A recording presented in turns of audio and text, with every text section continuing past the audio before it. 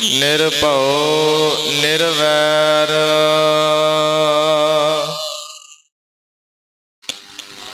ਅਕਾਲ ਮੂਰਤ ਅਜੂਨੀ ਸੈਭੰ ਗੁਰ ਪ੍ਰਸਾਦ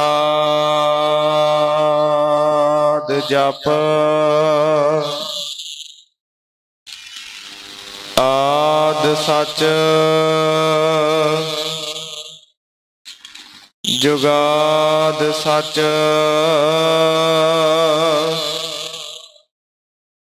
ਹੈ ਭੀ ਸਚ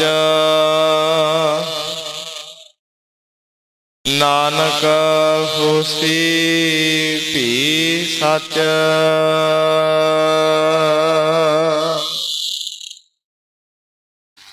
हे प्राणनाथ गोबिंद है कृपा निधान जगत गुरु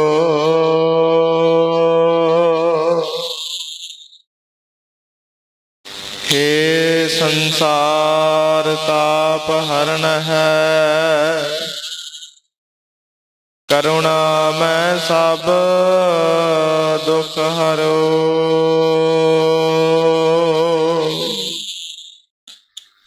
हे शरण जोग दयाल है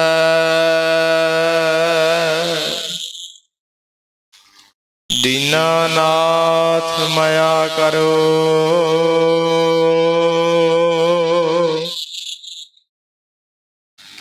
शरीर स्वस्थ क्षीण समय सिमरंत नानक राम दामोदर माधव है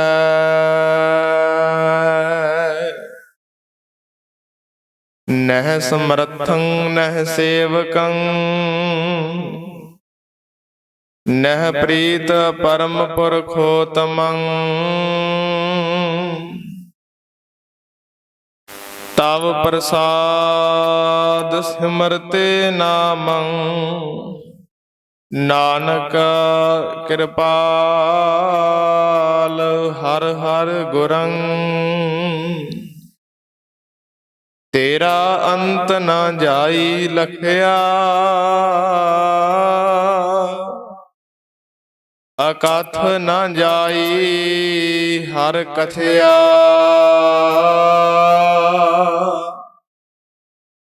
नानक जिन कौ सतगुर मिलया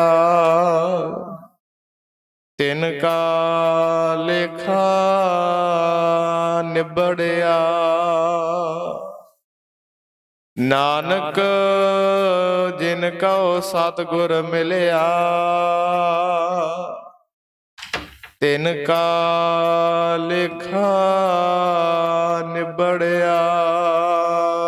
सतनाम श्री वाहिगुरु साहिब जी। श्री राग महला पहला। लेखै बोलण बोलना लेखै खाना खाओ लेखै वाट चलाइया लेखै सुन वेखाओ लेखै बोलण बोलना लेखै खाना खाओ लेखै वाट चलाइया लेखै सुन वेखाओ।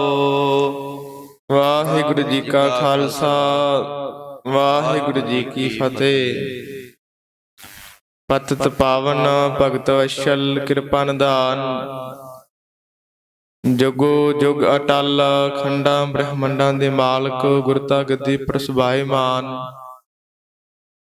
ਗੱਦੀ ਨਿਸ਼ੀਨ ਸਤਿਗੁਰੂ ਕਲਯੁਗ ਕੇ ਬੋਹਿਥ ਧਰਤੀ ਨੂੰ ਧੀਰਜ ਬਖਸ਼ਣਹਾਰ ਸੁੱਖਾਂ ਦੇ ਦਾਤੇ ਰਾਜਾਨ ਰਾਜ ਭਾਨਾਨ ਭਾਨ ਦੇਵਾਨ ਦੇਵ ਉਪਮਾ ਮਹਾਨ ਦਸਾਂ ਹੀ ਪਾਤਸ਼ਾਹਾਂ ਦੇ ਆਤਮਿਕ ਸਰੂਪ ਧੰਨ ਧੰਨ ਧੰਨ ਸ੍ਰੀ ਗੁਰੂ ਗ੍ਰੰਥ ਸਾਹਿਬ ਜੀ ਮਹਾਰਾਜ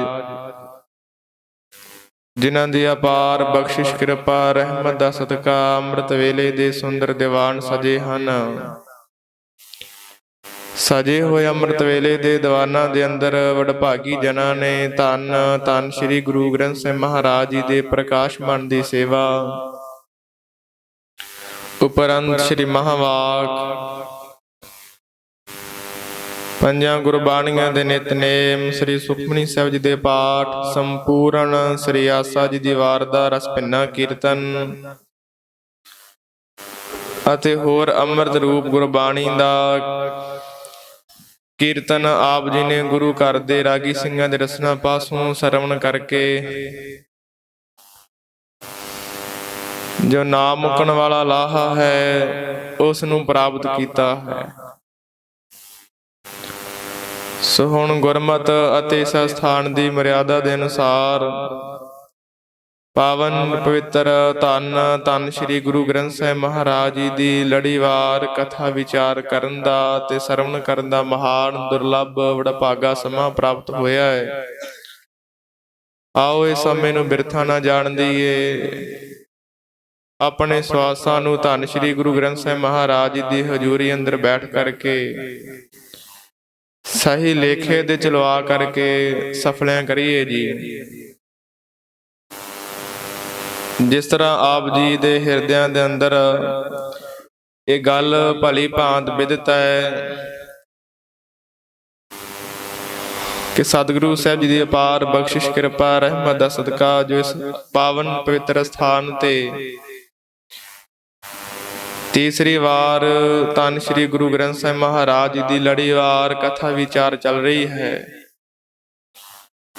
ਪਿਛਲੇ ਰੋਜ਼ ਤੋਂ ਜੋ ਸਭ ਤੋਂ ਸ਼੍ਰੋਮਣੀ ਰਾਗ ਰਾਗਨਮੈ ਸ੍ਰੀ ਰਾਗ ਦੀ ਪ੍ਰਾਰੰਭਤਾ ਹੋਈ, ਜਿਸ ਦੇ ਪਹਿਲੇ 2 ਸ਼ਬਦਾਂ ਦੀ ਵਿਆਖਿਆ ਆਪ ਜੀ ਨੇ ਪਿਛਲੇ ਦੀਵਾਨਾਂ ਅੰਦਰ ਸਰਵਣ ਕੀਤੀ ਸੀ। ਆਓ ਅੱਜ ਵੀ ਇਸੇ ਤਰੀਕੇ ਦੇ ਨਾਲ ਧੰਨ ਧੰਨ ਸ੍ਰੀ ਗੁਰੂ ਨਾਨਕ ਦੇਵ ਜੀ ਮਹਾਰਾਜ 15 ਅੰਗ ਦੇ ਉੱਪਰ ਪਾਵਨ ਪਵਿੱਤਰ ਉਪਦੇਸ਼ ਬਖਸ਼ਿਸ਼ ਕਰ ਰਹੇ ਹਨ। ਮਨ ਚਿੱਤ ਬਿਰਚੇ ਨੂੰ ਕਾਗਰ ਕਰਕੇ ਧੰਨ ਧੰਨ ਸ੍ਰੀ ਗੁਰੂ ਗ੍ਰੰਥ ਸਾਹਿਬ ਮਹਾਰਾਜ ਜੀ ਨੂੰ ਝੁਕਾਓ ਸੀਸ ਤੇ ਗੱਜ ਕੇ ਆਖੋ ਜੀ ਸਤਿਨਾਮ ਸ੍ਰੀ ਵਾਹਿਗੁਰੂ ਸਾਹਿਬ ਜੀ। ਸਤਿਨਾਮ ਸ੍ਰੀ ਵਾਹਿਗੁਰੂ ਸਾਹਿਬ ਜੀ। ਸ੍ਰੀ ਰਾਗ ਮਹੱਲਾ ਪਹਿਲਾ। ਲੇਖੈ ਬੋਲਣ ਬੋਲਣਾ। ਸ੍ਰੀ ਰਾਗ ਦੇ ਅੰਦਰ ਮਹੱਲਾ ਪਹਿਲਾ ਦੇ ਸਿਰਲੇਖ ਹੇਠ ਧੰਨ ਧੰਨ ਸ੍ਰੀ ਗੁਰੂ ਨਾਨਕ ਦੇਵ ਜੀ ਮਹਾਰਾਜ ਪਾਵਨ ਪਵਿੱਤਰ ਉਪਦੇਸ਼ ਬਖਸ਼ਿਸ਼ ਕਰਦੇ ਹਨ। ਜੋ ਇਸ ਪਾਵਨ ਪਵਿੱਤਰ ਸ਼ਬਦ ਦਾ ਉਥਾਨਕਾ ਵੱਡੇ ਮਹਾਂਪੁਰਖਾਂ ਨੇ ਦਰਸਾਉਣਾ ਕੀਤਾ ਕਿ ਧੰਨ ਸ੍ਰੀ ਗੁਰੂ ਨਾਨਕ ਦੇਵ ਮਹਾਰਾਜ ਜੀ ਨੇ ਜਦੋਂ ਗੋਪਾਲ ਦਾਸ ਪਾਦੇ ਦੇ ਕੋਲ ਪੜਨ ਵਾਸਤੇ ਭੇਜਿਆ, ਆਪ ਸਾਰੇ ਜਾਣਦੇ ਹੋ ਕਿ ਧੰਨ ਸ੍ਰੀ ਗੁਰੂ ਨਾਨਕ ਦੇਵ ਮਹਾਰਾਜ ਨੂੰ ਕੋਈ ਪੜ੍ਹਾਈ ਕੌਣ ਪੜ੍ਹਾ ਸਕਦਾ ਸੀ। ਇਥੋਂ ਤੱਕ ਸ੍ਰੀ ਗੁਰੂ ਨਾਨਕ ਪ੍ਰਕਾਸ਼ ਦੇ ਕਰਤੇ ਕਵੀ ਰਾਜ ਭਾਈ ਸੰਤੋਖ ਸਿੰਘ ਜੀ ਨੇ ਬਚਨ ਕੀਤੇ ਨੇ, ਗੁਰੂ ਨਾਨਕ ਦੇਵ ਮਹਾਰਾਜ ਜੀ ਦੇ ਪ੍ਰਥਾਏ ਕਿ ਬਿਨਾਂ ਪੜ੍ਹਾਏ ਪੜ੍ਹ ਰਹੇ ਅਵਰ ਪੜ੍ਹਾਵਨਹਾਰ। ਇਹ ਤਾਂ ਬਿਨਾਂ ਪੜ੍ਹਾਉਣ ਤੋਂ ਪੜ੍ਹੇ ਹੋਏ ਨੇ। ਇੱਕ ਵਾਰ ਗੋਪਾਲ ਦਾਸ ਪਾਂਧੇ ਨੇ ਵੀ ਇਹ ਜਿਹੜੇ ਬਚਨ ਕਰ ਦਿੱਤੇ ਬਾਬਾ ਕਾਲੂ ਜੀ ਤਾਈਂ। ਇਹ ਤਾਂ ਸਗੋਂ ਸੰਸਾਰ ਦੇ ਹੋਰਨਾਂ ਜੀਵਨ ਪੜ੍ਹਾਉਣੇ ਵਾਲੇ, ਇਹਨਾਂ ਨੂੰ ਕੋਈ ਪੜ੍ਹਾਈ ਕੌਣ ਪੜ੍ਹਾ ਸਕਦਾ ਹੈ। ਪਰ ਪਿਤਾ ਜੀ ਨੂੰ ਕਿਸੇ ਤਰੀਕੇ ਦੇ ਨਾਲ ਇਹਨਾਂ ਪਰਮਾਰਥੀ ਗੱਲਾਂ ਦਾ ਜੀ ਪਤਾ ਨਹੀਂ ਸੀ। ਪਿਤਾ ਹੋਣੇ ਕਰਕੇ ਜਿਹੜੀ ਬਿਰਤੀ ਹੈ ਸੰਸਾਰਿਕ ਕੰਮਾਂ ਕਾਰਾਂ ਵਿਹਾਰਾਂ ਦੇ ਵੱਲ ਹੈ। ਪਟਵਾਰੀ ਦੀ ਜਿਸ ਤਰੀਕੇ ਦੇ ਨਾਲ ਕਾਰਜ ਕਰਦੇ ਨੇ, ਧੰਨ ਸ੍ਰੀ ਗੁਰੂ ਨਾਨਕ ਦੇਵ ਮਹਾਰਾਜ ਜੀ ਨੂੰ ਮਹਿਤਾ ਕਲਿਆਣ ਦਾਸ ਉਸ ਵੇਲੇ ਕਹਿਣ ਲੱਗੇ ਕਿ ਪੁੱਤਰ ਜੀ, ਜੋ ਆਪਣਾ ਸੰਸਾਰ ਦੇ ਵਿੱਚ ਕਾਰਜ ਹੈ ਉਹ ਜ਼ਿਆਦਾ ਲੇਖੇ ਜੋਖੇ ਵਾਲਾ ਹੁੰਦਾ ਹੈ, ਹਿਸਾਬ ਕਿਤਾਬ ਵਾਲਾ ਕਾਰਜ ਹੁੰਦਾ ਹੈ। ਤੇ ਆਪ ਜੀ ਇਸ ਤਰੀਕੇ ਦੇ ਨਾਲ ਕਰੋ ਕਿ ਤੁਸੀਂ ਲਿਖਿਤ ਜਿਹੜੀ ਪੜ੍ਹਾਈ ਹੈ ਨਾ, ਹਿਸਾਬ ਕਿਤਾਬ, ਉਹ ਤੁਸੀਂ ਜ਼ਰੂਰ ਪਾਂਧੇ ਜੀ ਤੋਂ ਜਿਹੜਾ ਹੈ ਇਹ ਸਿੱਖਣਾ ਕਰੋ। ਜਦੋਂ ਇਹ ਪਾਵਨ ਬਚਨ ਆਪਣੇ ਪਿਤਾ ਜੀ ਦੀ ਰਸਨਾ ਤੋਂ ਸਰਵਣ ਕੀਤੇ ਨੇ ਗੁਰੂ ਨਾਨਕ ਦੇਵ ਮਹਾਰਾਜ ਜੀ ਨੇ ਕਿ ਲੇਖੇ ਦੀ ਜਿਹੜੀ ਪੜ੍ਹਾਈ ਹੈ ਉਹ ਪੜ੍ਹੋ, ਹਿਸਾਬ ਕਿਤਾਬ ਜਿਹੜਾ ਕਰਨਾ ਹੈ ਉਹ ਸਿੱਖਣਾ ਕਰੋ। ਤਾਂ ਇਹ ਬਚਨ ਸੁਣ ਕਰਕੇ ਉਸ ਵੇਲੇ ਧੰਨ ਸ਼੍ਰੀ ਗੁਰੂ ਨਾਨਕ ਦੇਵ ਮਹਾਰਾਜ ਜੀ ਨੇ ਇਹ ਜਿਹੜਾ ਪਾਵਨ ਪਵਿੱਤਰ ਸ਼ਬਦ ਹੈ ਆਪਣੇ ਪਿਤਾ ਜੀ ਦੇ ਪ੍ਰਥਾਏ ਇਹ ਉਚਾਰਨਾ ਕੀਤਾ ਹੈ ਕਿ ਕਿਹੜੇ ਲੇਖੇ ਦੇ ਵਿੱਚ ਅਸੀਂ ਪੜ੍ਹਾਈ ਪੜ੍ਹਦੇ ਹਾਂ ਜਾਂ ਸੰਸਾਰ ਦੇ ਵਿੱਚ ਜਿਹੜਾ ਲੇਖਾ ਉਹ ਆਪਣੇ ਆਪ ਹੀ ਚੱਲ ਰਿਹਾ ਹੈ। ਉਸ ਵਾਹਿਗੁਰੂ ਦੇ ਭਾਣੇ ਅੰਦਰ ਉਸ ਪਰਮੇਸ਼ਰ ਦੇ ਹਿਸਾਬ ਕਿਤਾਬ ਦੇ ਵਿੱਚ ਹੀ ਸਾਰੀ ਦੁਨੀਆ ਜਿਹੜੀ ਹਰੇਕ ਕਿਰਿਆ ਕਰ ਰਹੀ ਹੈ। ਇਹ ਪਾਵਨ ਪਵਿੱਤਰ ਉਪਦੇਸ਼ ਉਸ ਵੇਲੇ ਧੰਨ ਸ਼੍ਰੀ ਗੁਰੂ ਨਾਨਕ ਦੇਵ ਮਹਾਰਾਜ ਜੀ ਬਖਸ਼ਿਸ਼ ਕਰਦੇ ਹਨ। ਆਓ ਸਰਵਣ ਕਰੀਏ ਜੀ। ਲਿਖੈ ਬੋਲਣ ਬੋਲਣਾ। ਹੇ ਪਿਤਾ ਜੀ, ਲਿਖੈ ਬੋਲਣ ਬੋਲਣਾ। ਇਸ ਸੰਸਾਰ ਦੇ ਵਿੱਚ ਅਕਾਲ ਪੁਰਖ ਪਰਮੇਸ਼ਰ ਨੇ ਜਿੰਨੇ ਵੀ ਧਰਤੀ ਤੇ ਜੀਵ ਪੈਦਾ ਕੀਤੇ ਨੇ ਸਾਰੇ ਲੇਖੇ ਦੇ ਵਿੱਚ ਹੀ ਉਸ ਦੇ ਭਾਣੇ ਵਿੱਚ ਹੀ ਬੋਲ ਰਹੇ ਨੇ। ਵਾਹਿਗੁਰੂ ਅਕਾਲ ਪੁਰਖ ਪਰਮੇਸ਼ਰ ਕਹਿੰਦੇ ਆ ਸਵਾਸ ਕੱਢ ਲਵੇ ਉਸ ਦੇ ਭਾਣੇ ਵਿੱਚ ਨੇ। ਹੁਣ ਜਿਹੜਾ ਜੀਵ ਸਾਹ ਨਹੀਂ ਲੈ ਰਿਹਾ ਉਹ ਫਿਰ ਬੋਲੇਗਾ ਕਿਵੇਂ? ਬੋਲ ਚਾਲ ਤੇ ਤਾਂ ਬਣਦਾ ਹੈ ਨਾ ਕਿ ਜਿੰਨਾ ਚਿਰ ਤੱਕ ਸਰੀਰ ਦੇ ਵਿੱਚ ਸਵਾਸ ਚੱਲਦੇ ਆ। ਹੁਣ ਜਦੋਂ ਅਕਾਲ ਪੁਰਖ ਪਰਮੇਸ਼ਰ ਨੇ ਮੰਨ ਲਓ ਜੀਵ ਦੇ ਸਵਾਸ ਜਿਹੜੀ ਚੇਤਨ ਸੱਤਾ ਹੈ ਉਹ ਖਿੱਚ ਲਈ ਤੇ ਇੱਕ ਜੀਵ ਸਾਹ ਵੀ ਕਿਵੇਂ ਲਵੇਗਾ? ਜੀਵ ਦੀ ਜਿਹੜੀ ਬੋਲਣ ਦੀ ਸਮਰੱਥਾ ਹੈ, ਸ਼ਕਤੀ, ਉਹ ਵੀ ਨਹੀਂ ਰਹਿ ਜਾਂਦੀ। ਇਸ ਕਰਕੇ ਪਿਤਾ ਜੀ ਨੂੰ ਕਹਿੰਦੇ ਪਿਤਾ ਜੀ ਵੇਖੋ ਇਹ ਸਭ ਕੁਝ ਲੇਖੇ ਦੇ ਵਿੱਚ ਜਿਹੜਾ ਅਸੀਂ ਬੋਲਦੇ ਹਾਂ, ਕਦੀ ਕੋਈ ਘੱਟ ਵੱਧ ਕਦੀ ਕੋਈ ਬਚਨ ਨਹੀਂ ਕਰਨਾ ਕੀਤਾ। ਜਿਹੜਾ ਹਿਸਾਬ ਕਿਤਾਬ ਦੇ ਵਿੱਚ ਹੈ ਜਿਹੜਾ ਸਹੀ ਹੈ ਉਹ ਬਚਨ ਕੀਤਾ ਹੈ। ਜਾਂ ਜਿਹੜੇ ਦੁਨੀਆ ਦੇ ਲੋਕ ਹੈ ਸਾਰੇ ਪਿਤਾ ਜੀ ਲੇਖੇ ਵਿੱਚ ਬੋਲਦੇ ਹਨ।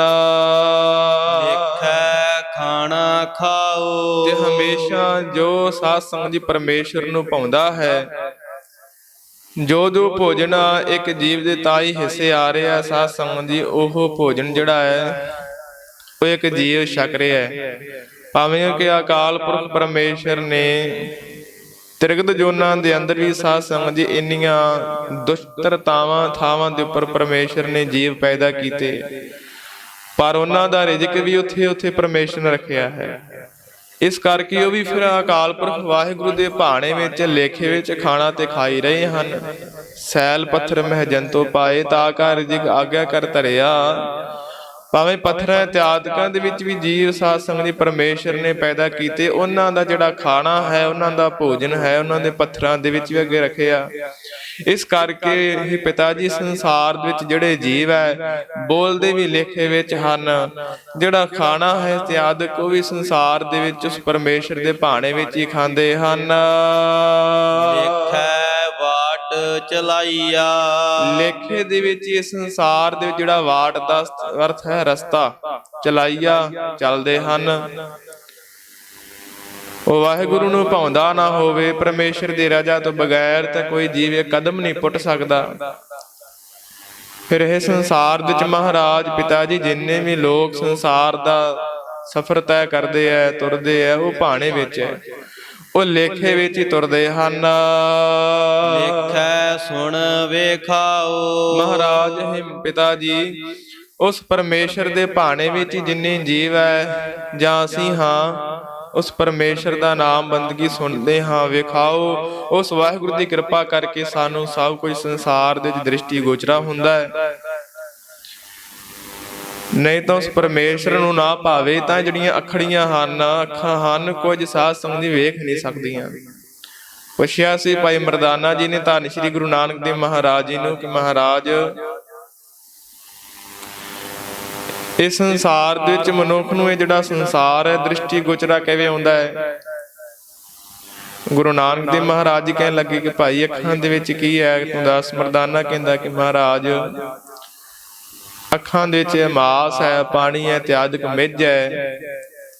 ਫਿਰ ਮਾਸ ਸਾਡੇ ਸਾਰੇ ਸਰੀਰ ਤੇ ਹੈ, ਪਾਣੀ ਵੀ ਹੈ, ਮਿੱਝ ਇਤਿਆਦਿਕ ਵੀ ਹੈ। ਹੁਣ ਜੇਕਰ ਇਹ ਮਾਸ ਪਾਣੀ ਵਿੱਚ ਇੰਨੀ ਸ਼ਕਤੀ ਹੁੰਦੀ ਤੇ ਫਿਰ ਸਰੀਰ ਤੋਂ ਹਰੇਕ ਸਾਧ ਸੰਗਤ ਜੀ ਪੱਖ ਤੋਂ ਹਰੇਕ ਅੰਗ ਤੋਂ ਦਿਖਾਈ ਦੇਣਾ ਸੀ। ਪਰ ਅੱਖਾਂ ਵਿੱਚ ਹੀ ਸਾਧ ਸੰਗਤ ਜੀ ਕਿਉਂ ਸ਼ਕਤੀ ਇਹੋ ਜਿਹੀ ਹੈ ਕਿ ਅੱਖਾਂ ਦੇ ਰਾਹ ਹੀ ਮਨੁੱਖ ਨੂੰ ਕੁਝ ਦਿਖਾਈ ਦਿੰਦਾ ਹੈ। ਧੰਨ ਸ਼੍ਰੀ ਗੁਰੂ ਨਾਨਕ ਦੇਵ ਮਹਾਰਾਜ ਜੀ ਉਸ ਵੇਲੇ ਕਹਿਣ ਲੱਗੇ ਕਿ ਭਾਈ ਮਰਦਾਨਿਆ, ਅੱਖਾਂ ਦੇ ਵਿੱਚ ਜੋ ਅਕਾਲ ਪੁਰਖ ਪਰਮੇਸ਼ਰ ਦੀ ਜੋਤ ਹੈ, ਉਹ ਵਾਹਿਗੁਰੂ ਦੀ ਜਿਹੜੀ ਸ਼ਕਤੀ ਹੈ, ਰੌਸ਼ਨੀ ਹੈ, ਇਹਨਾਂ ਅੱਖਾਂ ਮਗਰ ਕੰਮ ਕਰ ਰਹੀ ਹੈ। ਜਦੋਂ ਉਹ ਧੀਮੀ ਪੈ ਜਾਵੇ ਫਿਰ ਮਨੁੱਖ ਨੂੰ ਸੰਸਾਰ ਦੇ ਵਿੱਚ ਕੁਝ ਦ੍ਰਿਸ਼ਟੀ ਗੋਚਰਾ ਨਹੀਂ ਹੁੰਦਾ। ਇਸ ਕਰਕੇ ਇੱਕ ਜੀਵ ਜੋ ਸੰਸਾਰ ਦੇ ਵਿੱਚ ਕੁਝ ਦੇਖਦਾ ਹੈ ਉਹ ਪਰਮੇਸ਼ਰ ਦੇ ਭਾਣੇ ਵਿੱਚ ਹੈ। ਜੋ ਤਤ ਵੇਤੇ ਮਹਾਂਪੁਰਸ਼ ਜਿਨ੍ਹਾਂ ਦੇ ਪਰਥਾਏ ਧੰਨ ਸ਼੍ਰੀ ਗੁਰੂ ਗ੍ਰੰਥ ਸਾਹਿਬ ਮਹਾਰਾਜ ਦੇ ਮੁਬਾਰਕ ਬਚਨ ਹਨ। ਨਾਨਕ ਸਿੱਖੜੀਆ ਬਿਆਨ ਜਿਨੀ ਦਸੰਦੋ ਮਾ ਪਿਰੀ। ਭਾਈ ਉਹ ਅੱਖਾਂ ਹੀ ਦੂਸਰੀਆਂ ਨੇ, ਅਲੱਹਦਾ ਨੇ, ਜਿਨ੍ਹਾਂ ਦੁਆਰਾ ਉਸ ਅਕਾਲ ਪੁਰਖ ਪਰਮੇਸ਼ਰ ਦੇ ਦਰਸ਼ਨ ਹੁੰਦੇ ਹੈ। ਉਹ ਮਨ ਬੁੱਧੀ ਨੇਤਰ ਹੈ ਜਿਨ੍ਹਾਂ ਰੱਬ ਦੇ ਪਿਆਰਿਆਂ ਨੇ ਸਾਧ ਸੰਗਤ ਜੀ ਉਸ ਪਰਮੇਸ਼ਰ ਦੇ ਦਰਸ਼ਨ ਕਰਨਾ ਕੀਤੇ। ਧੰਨ ਸ਼੍ਰੀ ਗੁਰੂ ਨਾਨਕ ਦੇਵ ਮਹਾਰਾਜ ਜੀ ਨੇ ਪਿਤਾ ਜੀ ਤਾਂ ਇਹ ਕਹਿਣ ਲੱਗੇ ਕਿ ਲੇਖਿਆ ਸੁਣ ਵੇਖਾਓ। ਲੇਖੇ ਵਿੱਚ ਅਸੀਂ ਸੁਣਦੇ ਹਾਂ, ਲੇਖੇ ਵਿੱਚ ਅਸੀਂ ਜਿਹੜਾ ਵੇਖਣਾ ਕਰਦੇ ਹਾਂ। ਲੇਖੈ ਸਾਹ ਲਵਾਈ ਹੈ। ਲੇਖੇ ਦੇ ਵਿੱਚ ਜਿਹੜੇ ਸਾਹ ਆ ਉਹ ਪਿਤਾ ਜੀ ਅਸੀਂ ਲੈਣਾ ਕਰਦੇ ਹਾਂ। ਲਵਾਈ ਹੈ ਭਾਵ ਲੈਂਦੇ ਹਾਂ। ਤੇ ਜਿਹੜਾ ਵੀ ਸਵਾਸ ਲੈਣਾ ਹੈ ਉਹ ਲੇਖੇ ਵਿੱਚ ਅਕਾਲ ਪੁਰਖ ਪਰਮੇਸ਼ਰ ਨੂੰ ਪਾਉਂਦਾ ਤਾਂ ਹੀ ਆਉਂਦਾ ਹੈ। ਪੜ੍ਹੇ ਕੇ ਪੁੱਛਣ ਜਾਓ। ਪਿਤਾ ਜੀ ਪੜ੍ਹੇ ਕੇ ਜਾਂ ਪੜ੍ਹਿਆਂ ਤੋਂ ਜਿਹੜਾ ਇਸ ਤਰੀਕੇ ਦੇ ਨਾਲ ਜਿਹੜੇ ਜਿਨ੍ਹਾਂ ਨੇ ਪੜ੍ਹਾਈ ਪੜ੍ਹੀ ਹੈ ਸੰਸਾਰ ਦੀ, ਉਹਨਾਂ ਤੋਂ ਪੁੱਛ ਲਓ ਕਿ ਇਹ ਗੱਲ ਠੀਕ ਹੈ। ਜਿਹੜੀ ਅਸੀਂ ਕਹਿ ਰਹੇ ਹਾਂ ਕਿ ਜੋ ਪਰਮੇਸ਼ਰ ਦੇ ਭਾਣੇ ਵਿੱਚ ਹੀ ਬੋਲਣਾ ਹੁੰਦਾ ਹੈ, ਉਸ ਪਰਮੇਸ਼ਰ ਦੇ ਹੁਕਮ ਵਿੱਚ ਖਾਣਾ ਹੁੰਦਾ ਹੈ। ਜਿਹੜੇ ਰਾਹ ਤੇ ਪਰਮੇਸ਼ਰ ਚਲਾਵੇ ਉਸ ਰਾਹ ਤੇ ਚੱਲਣਾ ਪੈਂਦਾ ਹੈ। ਪਰਮੇਸ਼ਰ ਦੇ ਭਾਣ ਵਿੱਚ ਸੁਣੀਦਾ ਹੈ, ਵੇਖੀਦਾ ਹੈ, ਸਾਰੀ ਕਿਰਿਆ ਕਰੀਦੀ ਹੈ, ਸਵਾਸ ਲਈਦੇ ਹੈ। ਧੰਨ ਸ਼੍ਰੀ ਗੁਰੂ ਨਾਨਕ ਦੇਵ ਮਹਾਰਾਜ ਜੀ ਕਹਿਣ ਲੱਗੇ ਕਿ ਪਿਤਾ ਜੀ ਇਹਨਾਂ ਗੱਲਾਂ ਨੂੰ ਕਿਤੇ ਜਾ ਕਰਕੇ ਪੜ੍ਹਿਆਂ ਤੋਂ ਵੀ ਪੁੱਛ ਲਵੋ ਤੇ ਉਹ ਵੀ ਇਹੋ ਗੱਲ ਕਹਿਣਗੇ ਕਿ ਹਾਂ ਭਾਈ ਇਹ ਗੱਲ ਠੀਕ ਹੈ। ਇਸ ਗੱਲ ਦੇ ਵਿੱਚ ਰੱਤੀ ਮਾਤਰ ਵੀ ਸ਼ੰਕਾ ਕਰਨਾ ਮੂਰਖਤਾ ਵਾਲੀ ਗੱਲ ਹੈ।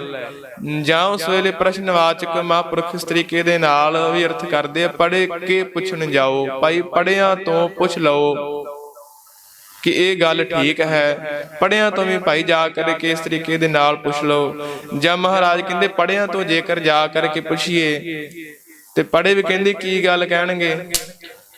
ਜੇ ਪੜਿਆ ਕੋਲੋਂ ਪੁੱਛਣ ਜਾਈਏ ਤਾਂ ਉਹ ਵੀ ਇਸ ਗੱਲ ਦਾ ਕੀ ਉੱਤਰ ਦੇ ਸਕਦੇ ਹੈ। ਭਾਈ ਇਹ ਤੇ ਅਕਾਲ ਪੁਰਖ ਪਰਮੇਸ਼ਰ ਦੇ ਭਾਣੇ ਵਿੱਚ ਹੈ। ਬਾਬਾ ਮਾਇਆ ਰਚਨਾ ਧੋਹ।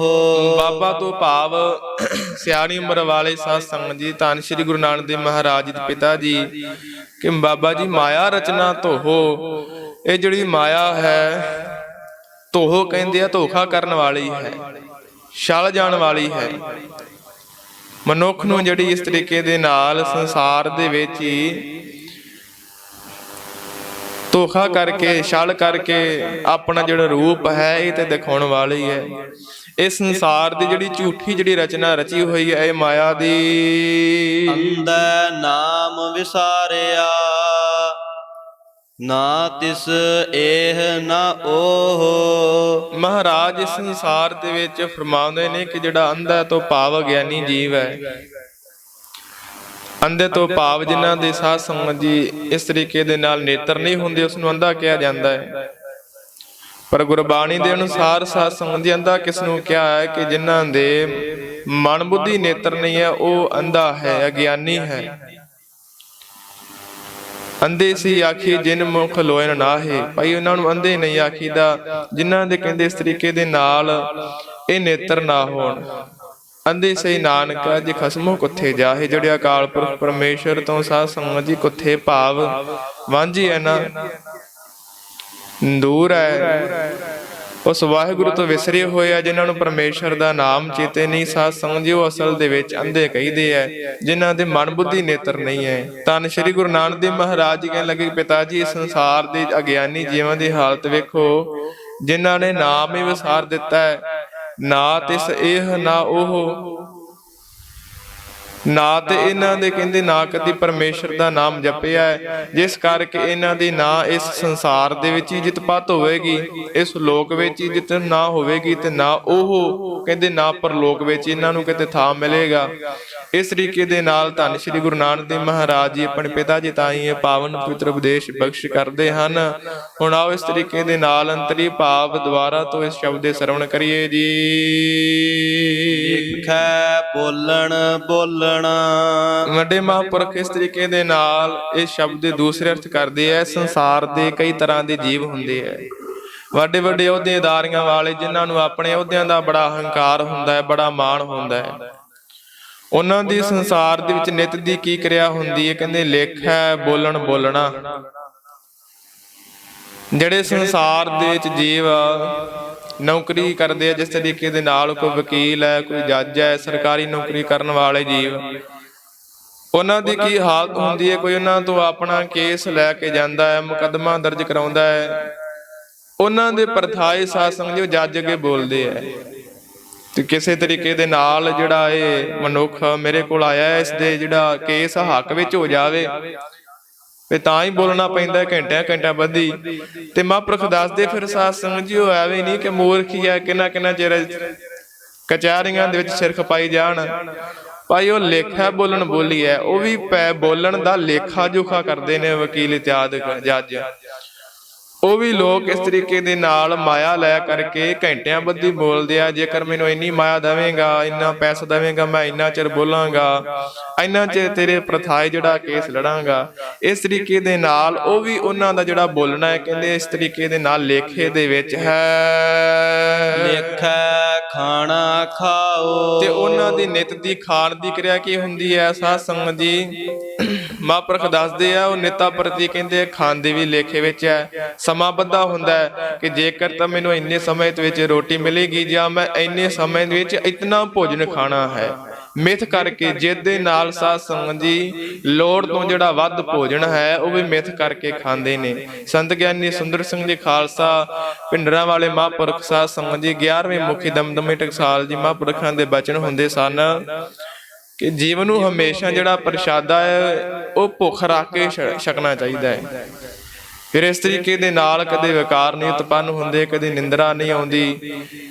ਜਿਹੜਾ ਜੀਵ ਹਮੇਸ਼ਾ ਭੋਜਨ ਰਾਖ ਕਰਕੇ ਪ੍ਰਸ਼ਾਦਾ ਛਕਦਾ ਹੈ, ਉਸ ਦਾ ਨਾਮ ਸਿਮਰਨ ਵਿੱਚ ਵੀ ਜਿਹੜਾ ਚਿੱਤ ਹੈ ਹਮੇਸ਼ਾ ਜੁੜਿਆ ਰਹਿੰਦਾ ਹੈ।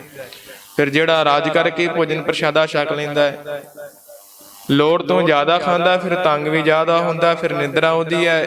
ਇਸੇ ਤਰੀਕੇ ਦੇ ਨਾਲ ਬਾੜੀਪਣ ਦੇ ਵਿੱਚ ਵੀ ਚਿੱਤ ਨਹੀਂ ਲੱਗਦਾ। ਇਹ ਸਾਧ ਸੰਗਤ ਜੀ ਸੰਤ ਬਾਬਾ ਸੁੰਦਰ ਸਿੰਘ ਜੀ ਮਹਾਂਪੁਰਖਾਂ ਦੇ ਬਚਨ ਹੁੰਦੇ ਸਨ। ਧੰਨ ਸ੍ਰੀ ਗੁਰੂ ਨਾਨਕ ਦੇਵ ਮਹਾਰਾਜ ਜੀ ਕਹਿਣ ਲੱਗੇ ਲੇਖਾ ਖਾਣਾ ਖਾਓ। ਉਹਨਾਂ ਲੋਕਾਂ ਦਾ ਕੀ ਹੁੰਦਾ ਹੈ ਕਿ ਲੇਖੇ ਦੇ ਵਿੱਚ ਸਮੇਂ ਦੇ ਵਿੱਚ ਇਤਨਾ ਖਾਣਾ ਖਾਂਦੇ ਨੇ। ਇਸ ਤਰੀਕੇ ਦੇ ਨਾਲ ਉਹਨਾਂ ਨੇ ਇਹ ਚੀਜ਼ ਮਿਥੀ ਹੁੰਦੀ ਹੈ। ਮਹਾਂਪੁਰਖ ਦੱਸਦੇ ਕਹਿੰਦੇ ਇੱਕ ਮਨੁੱਖ ਸੀ, ਸਮੇਂ ਤੋਂ ਲੇਟ ਹੋ ਗਿਆ, ਉਸਨੂੰ ਪ੍ਰਸ਼ਾਦਾ ਨਾ ਦਿੱਤਾ, ਕਹਿੰਦੇ ਸਾਰੀ ਦਿਹਾੜੀ ਅੰਦਰ ਕਮਰੇ 'ਚ ਕੁੰਡੀ ਮਾਰ ਕਰਕੇ ਬੈਠਾ ਰਿਹਾ, ਇੰਨਾ ਗੁੱਸਾ ਕਿ ਕਿਤੇ ਪ੍ਰਸ਼ਾਦਾ ਨਹੀਂ ਛਕਿਆ। ਉਹ ਇਹੋ ਜਿਹੇ ਵੀ ਲੋਕ ਹੁੰਦੇ ਆ ਸਾਧ ਸੰਗਤ ਜੀ, ਕ੍ਰੋਧੀ ਵਾਲੇ, ਜਿਨ੍ਹਾਂ ਨੂੰ ਗੁੱਸੇ ਵਿੱਚ ਆ ਕਰਕੇ ਪ੍ਰਸ਼ਾਦਾ ਹੀ ਨਹੀਂ ਛਕਦੇ। ਫਿਰ ਇਸ ਤਰ੍ਹਾਂ ਦੇ ਵੀ ਹੁੰਦੇ ਆ। ਇਸ ਤਰ੍ਹਾਂ ਉਹ ਲੋਕ ਜਿਹੜੇ ਸੰਸਾਰ ਦੇ ਵਿੱਚ ਮਿੱਥ ਕਰਕੇ ਜਾਂ ਲੇਖੇ ਦੇ ਵਿੱਚ ਸਮੇਂ ਦੇ ਵਿੱਚ ਇਤਨਾ ਖਾਣਾ ਖਾਂਦੇ ਹਨ। ਲੇਖੈ ਵਾਟ ਚਲਾਈਆ। ਲੇਖੇ ਦੇ ਵਿੱਚ ਜਿਹੜੇ ਸੰਨਿਆਸੀ ਪੁਰਖ ਹਨ ਸੰਸਾਰ ਦੇ ਵਿੱਚ ਮਿੱਥ ਕਰਕੇ ਹਰ ਰੋਜ਼ ਇਤਨਾ ਸਫ਼ਰ ਤੈਅ ਕਰਦੇ ਆ। ਇਹਨਾਂ ਨੇ ਵੀ ਮਿਥਿਆ ਹੁੰਦਾ ਕਿ ਅੱਜ ਦੇ ਦਿਨ ਇਹਨਾਂ ਜਿਹੜਾ ਪੈਂਡਾ ਹੈ ਉਹ ਤੈਅ ਕਰਨਾ ਹੈ। ਲੇਖੈ ਸੁਣ ਵੇਖਾਓ। ਲੇਖੇ ਦੇ ਵਿੱਚ ਉਹ ਜਿਹੜੇ ਸੰਸਾਰ ਦਾ ਜਿਹੜਾ ਬਚਨ ਇਤਿਆਦਿਕ ਹੈ ਉਹ ਗੱਲਾਂ ਸੁਣਦੇ ਆ। ਵਿਖਾਓ ਕਹਿੰਦੇ ਵੇਖਦੇ ਹਨ। ਲੇਖੈ ਸਾਹ ਲਵਾਈਆ ਹੈ। ਲੇਖੇ ਦੇ ਵਿੱਚ ਜਿਹੜੇ ਸਾਹ ਲਵਾਈਆ ਹੈ ਤੋਂ ਭਾਵ ਯੋਗੀ ਲੋਕ ਜਿਹੜੇ ਪ੍ਰਾਣਾਯਾਮ ਦਾ ਅਭਿਆਸ ਕਰਦੇ ਆ, ਸੱਜੀ ਖੱਬੀ ਨਾਸਕਾਂ ਦੁਆਰਾ ਗਿਣ ਗਿਣ ਕਰਕੇ ਲੇਖੇ ਦੇ ਵਿੱਚ ਸਵਾਸ ਲੈਂਦੇ ਆ ਕਿ ਇੰਨੇ ਸਮੇਂ ਦੇ ਵਿੱਚ ਇੰਨੇ ਸਵਾਸ 13 ਵਾਰ ਸਵਾਸ ਚੜਾਉਣੇ ਆ। ਇੱਕ ਸਵਾਸ ਲੈਂਦੇ ਆ 13 ਵਾਰ ਵਾਹਿਗੁਰੂ ਦਾ ਜਾਪ ਕਰਨਾ ਹੈ, ਫਿਰ ਉੱਪਰ ਟਿਕਾਉਣਾ ਹੈ। ਇੱਕ ਸਵਾਸ ਨੂੰ ਹੇਠਾਂ ਉਤਾਰਦੇ ਆ 13 ਵਾਰ ਵਾਹਿਗੁਰੂ ਦਾ ਮੰਤਰ ਦਾ ਜਾਪ ਫਿਰ ਕਰਨਾ ਹੈ।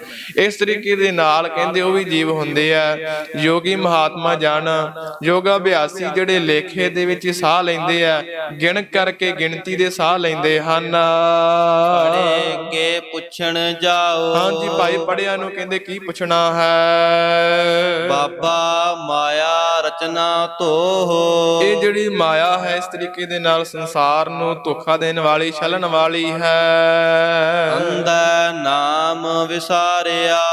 ਇਹ ਅਗਿਆਨੀ ਜੀਵ ਨੇ ਆਪਣੇ ਹਿਰਦੇ ਵਿੱਚੋਂ ਅਕਾਲ ਪੁਰਖ ਪਰਮੇਸ਼ਰ ਦਾ ਨਾਮ ਤੇ ਵਿਸਾਰ ਹੀ ਦਿੱਤਾ ਹੈ। ਨਾ ਤਿਸ ਇਹ ਨਾ ਉਹ, ਨਾ ਇਸ ਨੇ ਸਾਧ ਸੰਗਤ ਜੀ ਇਹ ਤੋਂ ਭਾਵ ਆਪਣੇ ਆਤਮਾ ਨੂੰ ਜਾਣਨਾ ਕੀਤਾ ਹੈ, ਉਹ ਤੋਂ ਭਾਵ ਨਾ ਉਸਨੇ ਬ੍ਰਹਮ ਨੂੰ ਜਾਣਿਆ। ਪਹਿਲਾ ਅਰਥ ਕੀਤਾ ਸੀ ਆਪਾਂ ਕਿ ਨਾ ਇਹ ਨਾ ਉਹ ਲੋਕ ਤੇ ਪਰਲੋਕ ਦੇ ਵਿੱਚ ਇੱਜ਼ਤ ਪੱਤ ਨਹੀਂ। ਦੂਜਾ ਅਰਥ ਇਸ ਦਾ ਸਾਧ ਸੰਗਤ ਜੀ ਇਹ ਹੈ ਕਿ ਜੀਵ ਨੇ ਨਾ ਆਪਣੀ ਆਤਮਾ ਨੂੰ ਜਾਣਿਆ ਤੇ ਨਾ ਉਸ ਬ੍ਰਹਮ ਨੂੰ ਜਾਣਿਆ। ਇਸੇ ਤਰੀਕੇ ਦੇ ਨਾਲ ਮਹਾਂਪੁਰਖਾਂ ਨੇ ਸਾਧ ਸੰਗਤ ਜੀ ਇਸ ਸ਼ਬਦ ਦਾ ਜੋ ਅੰਤਰੀ ਭਾਵ ਤੀਸਰਾ ਸ਼ਬਦ ਜਗਿਆਸੂ ਭਾਵਨਾ ਦੁਆਰਾ ਪਾਵਨ ਪਵਿੱਤਰ ਉਪਦੇਸ਼ ਬਖਸ਼ ਕੀਤਾ। ਕਹਿੰਦੇ ਲੇਖਾ ਬੋਲਣ ਬੋਲਣਾ। ਹੇ ਭਾਈ, ਇਸ ਸੰਸਾਰ ਦੇ ਵਿੱਚ ਇਹ ਜੀਵ ਉਹ ਬੋਲ ਜਿਹੜੇ ਲੇਖੇ ਦੇ ਵਿੱਚ ਨੇ, ਉਹਨਾਂ ਬਚਨਾਂ ਨੂੰ ਆਪਣੇ ਰਸਨਾਂ ਦੁਆਰਾ ਬੋਲਣਾ ਕਰ, ਜਿਨ੍ਹਾਂ ਬਚਨਾਂ ਦੇ ਨਾਲ ਇਸ ਸੰਸਾਰ ਦੇ ਵਿੱਚ ਇੱਜ਼ਤ ਪੱਤ ਮਿਲਣੀ ਹੈ, ਵਡਿਆਈ ਹੋਣੀ ਹੈ। ਕਿਸੇ ਦੇ ਦੁਆਰਾ ਸੰਸਾਰ ਦੇ ਵਿੱਚ ਤੈਨੂੰ ਕੋਈ ਨਿੰਦੇਗਾ ਨਹੀਂ, ਤੇਰੀ ਨਿੰਦਿਆ ਨਹੀਂ ਕਰੇਗਾ, ਤੇਰੀ ਚੁਗਲੀ ਨਾ ਹੋਵੇ। ਸੰਸਾਰ ਦੇ ਵਿੱਚ ਸਾਰੇ ਤੈਨੂੰ ਚੰਗਾ ਕਹਿਣ, ਕੋਈ ਮਾੜਾ ਨਾ ਕਵੇ। ਉਹ ਬੋਲ ਜਿਹੜੇ ਆਪਣੇ ਰਸਨਾਂ ਦੁਆਰਾ ਸੰਸਾਰ ਦੇ ਵਿੱਚ ਬੋਲਣਾ ਕਰ। ਸਤਸੰਗ ਦੇ ਜਾ ਕਰਕੇ ਹਮੇਸ਼ਾ ਵਾਹਿਗੁਰੂ ਮੰਤਰ ਦਾ ਅਭਿਆਸ ਕਰ, ਨਾਮ ਜਪਣਾ ਕਰ। ਲੇਖਾ ਖਾਣਾ ਖਾਓ, ਉਹ ਖਾਣਾ ਖਾ ਭਾਈ ਜਿਹੜਾ ਲੇਖੇ ਵਿੱਚ ਹੈ, ਜਾਂ ਜਿਹੜਾ ਖਾਣਾ ਖਾਣੇ ਦੇ ਨਾਲ ਤੈਨੂੰ ਬਾਅਦ ਵਿੱਚ ਇਹ ਜੀਵ ਲੇਖਾ ਨਾ ਭੁਗਤਣਾ ਪਵੇ। ਹੁਣ ਸਾਧ ਸੰਗਤ ਜਿਹੜੇ ਜੀਵ ਇਸ ਸੰਸਾਰ ਦੇ ਵਿੱਚ ਮਾਸ ਇਤਿਆਦਿ ਭੋਜਨ ਖਾਂਦੇ ਹੈ, ਉਹ ਭੋਜਨ ਲੇਖੇ ਵਿੱਚ ਨਹੀਂ ਹੈ। ਉਸ ਭੋਜਨ ਨੂੰ ਖਾ ਕਰਕੇ ਇਹ ਜੀਵ ਫਿਰ ਬਾਅਦ ਵੀ ਤੈਨੂੰ ਧਰਮਰਾਜ ਦੀ ਦਰਗਾਹ ਵਿੱਚ ਜਾ ਕਰਕੇ ਸਵਾਲ ਪੁੱਛਣੇ ਪੈਣੇ ਐ। ਤੇਰਾ ਅਨੇਕਾਂ ਤਰੀਕਿਆਂ ਦੇ ਨਾਲ ਤੈਨੂੰ ਸਜ਼ਾ ਮਿਲੇਗੀ। ਮਹਾਂਪੁਰਖ ਦੱਸਦੇ ਹੁੰਦੇ ਕਿ ਜਿਹੜੇ ਜੀਵ ਦਾ ਜਿਹੜਾ ਅੰਗ ਖਾਂਦਾ ਹੈ ਨਾ, ਬਾਅਦ ਵਿੱਚ ਉਸਨੂੰ ਉਹ ਅੰਗ ਆਪਣੇ ਸਰੀਰ ਦੇ ਕਟਾਉਣੇ ਪੈਂਦੇ ਐ। ਜਿਹੜਾ ਜੀਵ ਮਰੇ ਹੋਏ ਜੀਵ ਦਾ ਜਿਸ ਤਰੀਕੇ ਦੇ ਨਾਲ ਮੀਟ ਮਾਸ ਖਾਂਦਾ ਹੈ, ਜਿਹੜਾ ਅੰਗ ਕਿਸੇ ਜੀਵ ਦਾ ਖਾਵੇਗਾ ਉਹ ਅੰਗ ਬਾਅਦ ਵਿੱਚ ਉਸ ਜੀਵ ਨੂੰ ਆਪਣਾ ਵੀ ਕਟਾਉਣਾ ਪੈਣਾ ਹੈ। ਇਹ ਗੱਲ ਯਾਦ ਰੱਖਿਓ। ਇਸ ਤਰੀਕੇ ਦੇ ਨਾਲ ਸਾਧ ਸੰਗਤ ਜੀ ਮਹਾਂਪੁਰਖ ਦੱਸਦੇ ਆ, ਉਹ ਜੀਵ ਜਿਹੜੇ ਹਮੇਸ਼ਾ ਸੰਸਾਰ ਦੇ ਵਿੱਚ ਮਾਸ ਇਤਿਆਦਿ ਕੁੱਕੜ ਮੱਛੀ ਬੜੇ ਸਵਾਦਲੇ ਭੋਜਨ ਖਾਂਦੇ ਆ। ਭਾਈ ਇਹ ਜੀਵ ਇਹ ਗੱਲ ਦਾ ਧਿਆਨ ਰੱਖੋ ਕਿ ਖਾਣਾ ਖਾਣ ਦੇ ਨਾਲ ਇੱਕ ਦਿਨ ਤੁਹਾਨੂੰ ਵੀ ਆਪਣਾ ਜਿਹੜਾ ਗਲਾ ਹੈ ਉਹ ਕਟਾਉਣਾ ਪੈਣਾ ਹੈ। ਭਗਤ ਕਬੀਰ ਸਾਹਿਬ ਜੀ ਫਰਮਾਉਂਦੇ, ਕਬੀਰ ਖੂਬ ਖਾਨਾ ਖੀਚਰੀ, ਜਾ ਮਹਿ ਅੰਮ੍ਰਿਤ ਲੋਨ, ਹੀਰਾ ਰੋਟੀ ਕਾਰਨੇ ਗਲਾ ਕਟਾਵੇ ਕੌਣ। ਭਾਈ ਕਿਹੜਾ ਜੀਵ ਹੈ ਕਿ ਜਿਹੜਾ ਕਿਸੇ ਦੇ ਭੋਜਨ ਵਾਸਤੇ ਕਹਿੰਦੇ ਆਪਣਾ ਗਲਾ ਕਟਾਉਣਾ ਕਰੇ। ਹੁਣ ਆਪਾਂ ਕਿਸੇ ਦੇ ਭੋਜਨ ਬਣਨਾ ਹੋਏ ਤੇ ਆਪਾਂ ਨੂੰ ਮੌਤ ਚੰਗੀ ਲੱਗੇਗੀ? ਕਦੇ ਵਾਸਤੇ ਵੀ ਨਹੀਂ। ਇਸ ਕਰਕੇ ਭਗਤ ਕਬੀਰ ਸਾਹਿਬ ਜੀ ਕਹਿੰਦੇ ਆ ਕਿ ਨਾ ਭਾਈ, ਜਿਹੜੀ ਖਿਚੜੀ ਹੈ ਉਹ ਖਾਣੀ ਚੰਗੀ ਹੈ ਜਿਸ ਵਿੱਚ ਆਟਾ ਇਤਿਆਦਿ ਘਿਓ ਪਾਇਆ ਤੇ ਅੰਮ੍ਰਿਤ ਹੋ ਗਈ, ਉਹ ਖਾਣੀ ਚੰਗੀ ਹੈ। ਕਿਸ ਨਾਲੋਂ?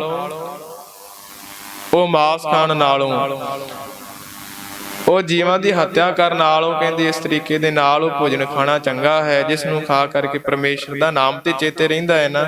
ਇਸ ਕਰਕੇ ਉਸ ਭੋਜਨ ਨੂੰ ਕਹਿੰਦੇ ਕਦੇ ਨਹੀਂ ਖਾਣਾ ਚਾਹੀਦਾ। ਵਿਸ਼ਰਾਮ ਦੇ ਕਰਕੇ ਧੰਨ ਸ਼੍ਰੀ ਗੁਰੂ ਨਾਨਕ ਦੇਵ ਮਹਾਰਾਜ ਕਥਨ ਕਰਦੇ ਹਨ। ਇਸੇ ਤਰੀਕੇ ਦੇ ਨਾਲ ਉਸ ਵੇਲੇ ਪਾਵਨ ਪਵਿੱਤਰ ਜਗਿਆਸੂ ਭਾਵਨਾ ਦੁਆਰਾ ਵੀ ਉਪਦੇਸ਼ ਬਖਸ਼ ਕੀਤਾ ਹੈ ਕਿ ਉਹ ਜਨ ਹਮੇਸ਼ਾ ਉਹਨਾਂ ਰਸਤਿਆਂ ਤੇ ਚੱਲਦੇ ਨੇ, ਲੇਖੇ ਵਾਟ ਚਲਾਈਆ, ਸਤਸੰਗ ਦੇ ਰਸਤੇ ਦੇ ਵਿੱਚ ਆਉਣਾ, ਸਤਸੰਗਤ ਗ੍ਰਹਿਣ ਕਰਨੀ, ਧੰਨ ਸ਼੍ਰੀ ਗੁਰੂ ਗ੍ਰੰਥ ਸਾਹਿਬ ਮਹਾਰਾਜ ਦੀ ਹਜ਼ੂਰੀ ਦੀ ਦਾਤ ਪ੍ਰਾਪਤ ਹੋਣੀ। ਇਹ ਬੜੀ ਵੱਡੀ ਸਾਧ ਸੰਗਤ ਦੀ ਗੱਲ ਹੈ। ਵੱਡਿਆਂ ਭਾਗਾਂ ਦੇ ਦੁਆਰਾ ਇਹ ਜਿਹੜਾ ਸਤਸੰਗ ਦਾ ਰਸਤਾ ਹੈ ਨਾ, ਇਹ ਪ੍ਰਾਪਤ ਹੁੰਦਾ ਹੈ। ਲੇਖਾ ਸੁਣ ਵੇਖਾਓ, ਆਪਣੇ ਸ਼ਰਧਾ ਦੇ ਵਿਸ਼ਵਾਸ ਰੂਪੀ ਕੰਨਾਂ ਦੇ ਨਾਲ ਪਰਮੇਸ਼ਰ ਦਾ ਜਸ ਸੁਣਨਾ, ਆਪਣੀਆਂ ਅੱਖਾਂ ਦੇ ਨਾਲ ਪਰਮੇਸ਼ਰ ਦੇ ਨਿਰਗੁਣ ਤੇ ਸਰਗੁਣ ਸਰੂਪ ਧੰਨ ਸ਼੍ਰੀ ਗੁਰੂ ਗ੍ਰੰਥ ਸਾਹਿਬ ਮਹਾਰਾਜ ਦੇ ਦਰਸ਼ਨ ਕਰਨੇ। ਸਾਧ ਸੰਗਤ ਜੀ ਇਹਨਾਂ ਦਾ ਵੀ ਫਲ ਹੈ। ਪੁੱਛਿਆ ਸੀ ਵੱਡੇ ਮਹਾਂਪੁਰਖਾਂ ਨੂੰ ਕਿਸੇ ਨੇ ਕਿ ਮਹਾਂਪੁਰਖੋ ਕਥਾ ਵਿਚਾਰ ਸੁਣਨ ਦਾ, ਗੁਰੂ ਕੇ ਦਰਸ਼ਨਾਂ ਦਾ ਕੀ ਫਲ ਹੈ? ਨਾਮ ਸਿਮਰਨ ਕਰਨ ਦਾ, ਗੁਰਬਾਣੀ ਸੁਣਨ ਦਾ, ਕੀਰਤਨ ਸੁਣਨ ਦਾ। ਵੱਡੇ ਮਹਾਂਪੁਰਖਾਂ ਨੇ ਧੰਨ ਸ਼੍ਰੀ ਗੁਰੂ ਗ੍ਰੰਥ ਸਾਹਿਬ ਮਹਾਰਾਜ ਦੀ ਇੱਕ ਪ੍ਰਮਾਣ ਪੰਕਤੀ ਪੜ੍ਹ ਕੇ ਉਸ ਵੇਲੇ ਉੱਤਰ ਦਿੱਤਾ ਕਿ ਕਈ ਕੋਟਿਕ ਜਗ ਫਲਾ ਸੁਣ ਗਾਵਣ ਹਾਰੇ ਰਾਮ, ਹਰ ਹਰ ਨਾਮ ਜਪਤ ਕੁਲ ਸਗਲੇ ਤਾਰੇ ਰਾਮ। ਭਾਈ ਇਹ ਫਾਇਦਾ ਪਰਮੇਸ਼ਰ ਦਾ ਨਾਮ ਜਪਣ ਦਾ, ਉਸ ਵਾਹਿਗੁਰੂ ਦੇ ਨਾਮ ਸੁਣਨ ਦਾ। ਕਈ ਕਹਿੰਦੇ ਕਰੋੜਾਂ ਜੱਗਾਂ ਦਾ ਜਿਹੜਾ ਪਾਪ ਵਾਹਿਗੁਰੂ ਪੁੰਨ ਹੈ ਨਾ, ਉਹ ਪਰਮੇਸ਼ਰ ਦਾ ਨਾਮ ਸੁਣਨ ਕਰਕੇ, ਵਾਹਿਗੁਰੂ ਦਾ ਕੀਰਤਨ ਕਥਾ ਵਿਚਾਰ ਸਰਵਣ ਕਰਕੇ ਜੀਵ ਨੂੰ ਪ੍ਰਾਪਤ ਹੋ ਜਾਂਦਾ ਹੈ। ਧੰਨ ਸ੍ਰੀ ਗੁਰੂ ਨਾਨਕ ਦੇਵ ਮਹਾਰਾਜ ਜੀ ਕਹਿਣ ਲੱਗੇ ਕਿ ਪਿਤਾ ਜੀ, ਇਹ ਜਗਿਆਸੂ ਭਾਵਨਾ ਵਾਲੇ ਗੁਰਸਿੱਖੋ, ਜਿਨ੍ਹਾਂ ਨੇ ਆਪਣੇ ਕੰਨਾਂ ਦੇ ਨਾਲ ਨਾਮ ਸਿਮਰਨ ਸੁਣਿਆ ਭਾਈ, ਉਹ ਕੰਨ ਵੀ ਸਫਲੇ ਹਨ। ਪਰ ਜਿਨ੍ਹਾਂ ਨੇ ਆਪਣੇ ਅੱਖਾਂ ਦੇ ਨਾਲ ਕਦੇ ਦਰਸ਼ਨ ਨਹੀਂ ਕੀਤੇ, ਨੈਣ ਨਾ ਦੇਖੇ ਸਾਧ ਸੇ ਨੈਣ ਬਿਹਾਲਿਆ, ਕਰਨ ਨਾ ਸੁਣੇ ਹੀ ਨਾਦ ਕਰਨ ਮੁੰਦ ਘਾਲਿਆ। ਜਿਨ੍ਹਾਂ ਅੱਖਾਂ ਨੇ ਕਦੇ ਪਰਮੇਸ਼ਰ ਦੇ, ਰੱਬ ਦੇ ਪਿਆਰਿਆਂ ਦੇ ਦਰਸ਼ਨ ਨਹੀਂ ਕੀਤੇ, ਉਸ ਵਾਹਿਗੁਰੂ ਦੇ ਸਰੂਪ ਨੂੰ ਤੱਕਿਆ ਨਹੀਂ ਭਾਈ, ਉਹ ਨੇਤਰ ਬੁਰੇ ਹਾਲ ਵਾਲੇ ਨੇ।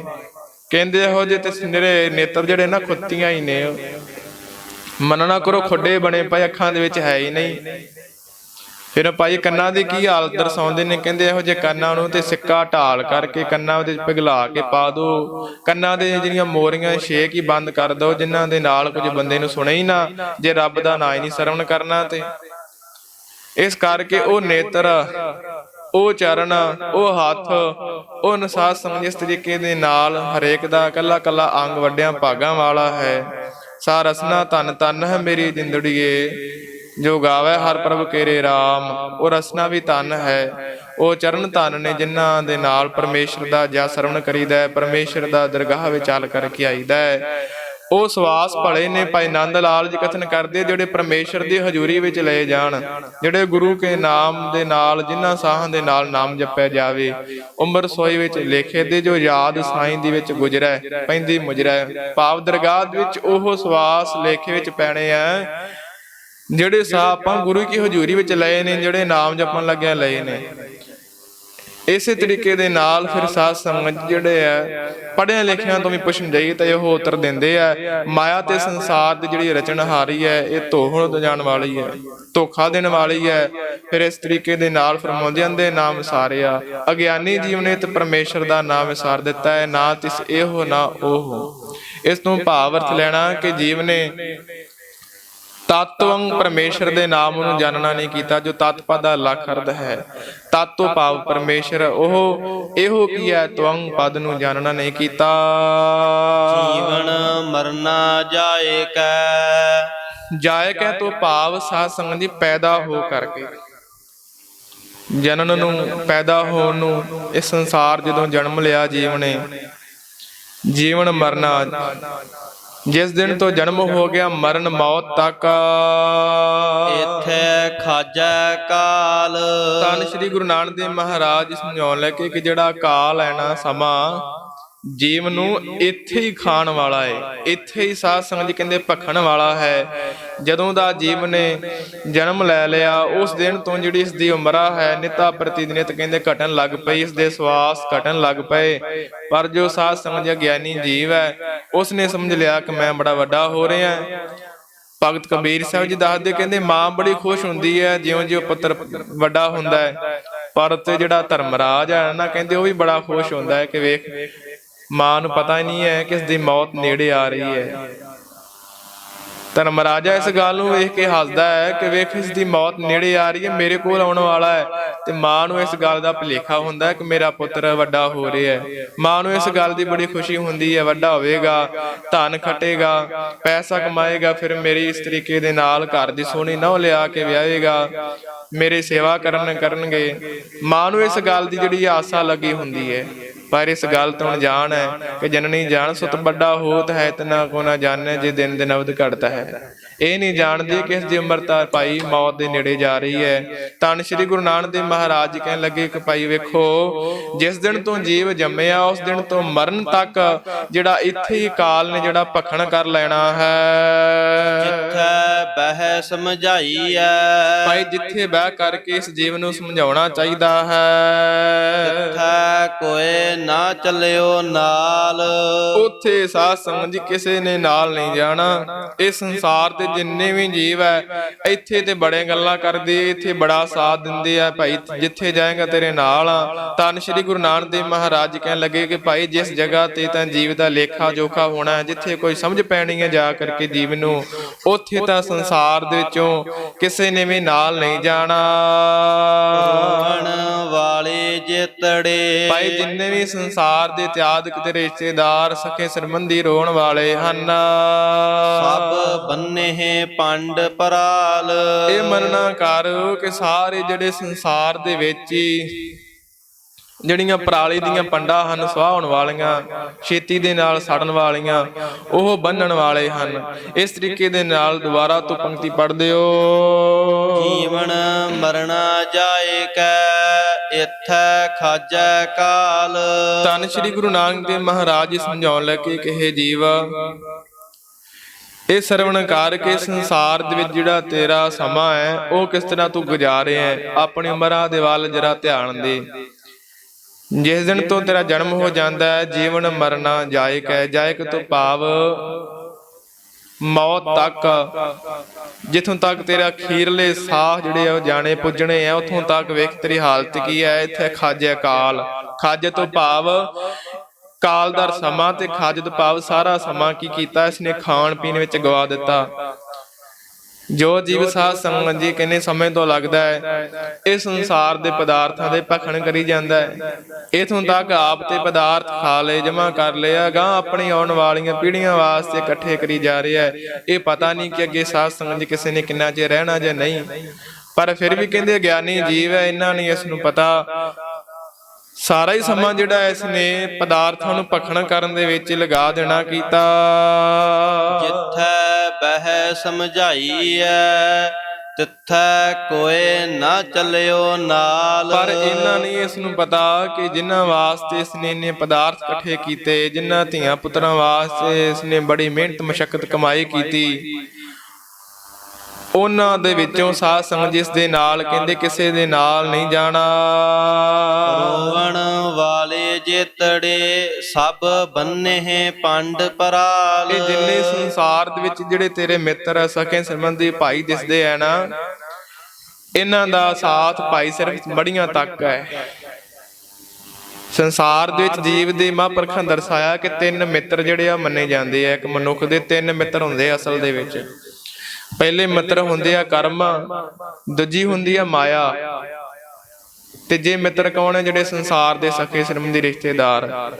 ਇਹਨਾਂ ਦੇ ਵਿੱਚੋਂ ਜਿਹੜੇ ਦੋ ਤਰੀਕੇ ਦੇ ਮਿੱਤਰ ਹੈ ਉਹ ਤੇ ਸੰਸਾਰ ਦੇ ਵਿੱਚ ਉਸੇ ਵੇਲੇ ਫਨਾਹ ਰੂਪ ਹੋ ਜਾਣ ਵਾਲੇ। ਉਹਨਾਂ ਦੇ ਵਿੱਚੋਂ ਮਾਇਆ ਤੇ ਜਿਹੜੇ ਸਕੇ ਸੰਬੰਧੀ ਮਿੱਤਰ ਹੁੰਦੇ ਆ। ਤੀਜੇ ਆ ਸਾਧ ਸੰਬੰਧੀ ਜੀਵ ਦੇ ਕਰਮ।